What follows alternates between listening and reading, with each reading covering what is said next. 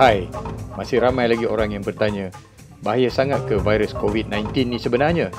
Adakah ia satu isu yang saja dibuat-buat untuk bagi panik satu dunia?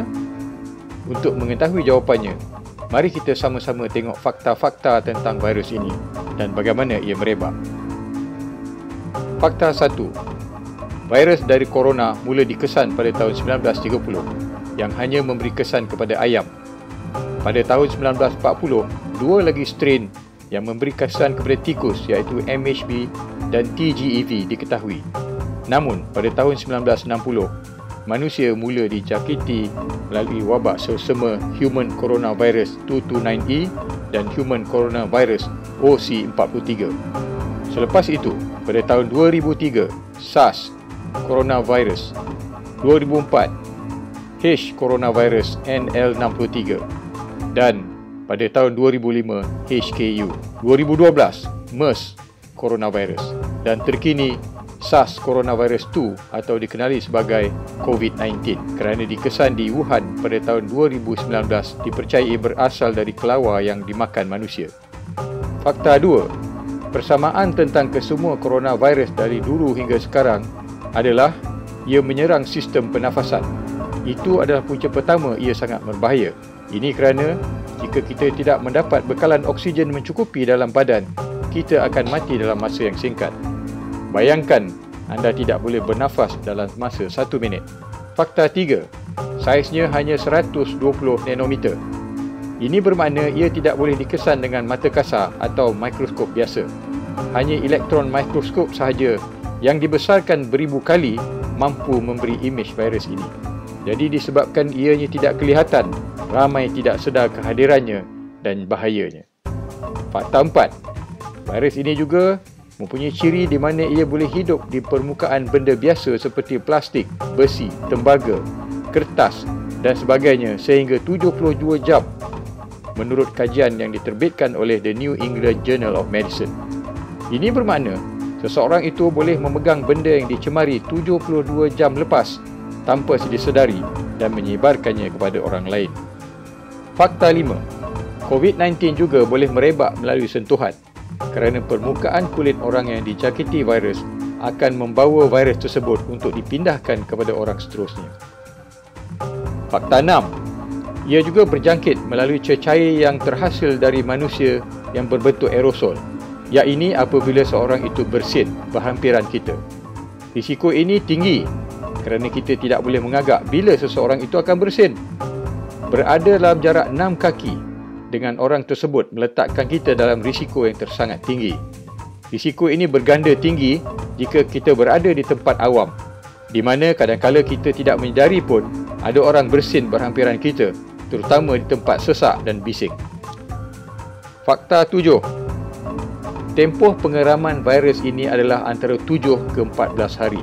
Ini bermakna seseorang itu mungkin tidak menunjukkan apa-apa tanda sehingga 14 hari sebelum dia sedar yang dia mempunyai jangkitan.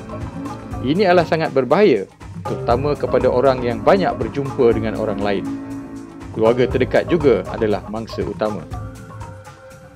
Fakta 8. Menurut kajian statistik terkini, COVID-19 mempunyai potensi menyebarkan kepada 2.5 atau 3 orang lain setelah seseorang itu dijangkiti.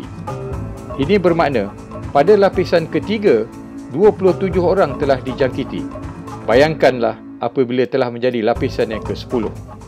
Fakta 9. Sehingga kini, belum ada vaksin untuk virus ini. Ini menjadikannya sebagai risiko yang sangat tinggi yang setakat video ini diterbitkan. Setakat ini, angka kematian di Malaysia telah mencecah 73 orang. Fakta 10.